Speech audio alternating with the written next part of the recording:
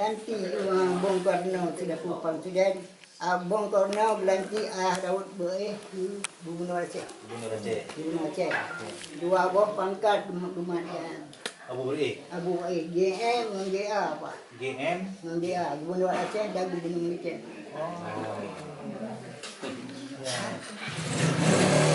Jadi kira-kira kalau dia contohnya namanya ke rumah daungan. Jadi agak umpama dia kita yang banjaga tu Pak. Hanya mohon puja 400 tu. Sehingga dia Bung Karno kira-kira poh getuk mana Aceh. Dia pegah ba ayah Daud. Nyo boleh tu ayah Daud nanggonya kan nanggol jam. Pocit nanggol ayat. Acara. Jadi nyo dapat pulang berayat pakai bancara gitu ada kemiak hubungan haluan kau. Jadi pakai bancara ada hubungan haluan nanggol. Nanggol nak jangan paling kaya. Ni ada juga hubungan berdagang atau hubungan lain. Kakak nama kau dia. Makanya kena Daud, yang hotel, yang warung, tengok tam sewa kah bang di Raban Aceh. Jadi dah betul ramah. Jadi nya mana apa lah? Yang undang itu.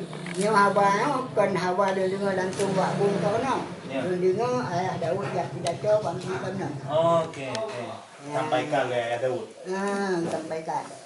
Jadi kata tengok bina ulama ada Aceh dan awak Aceh Aceh Bakar.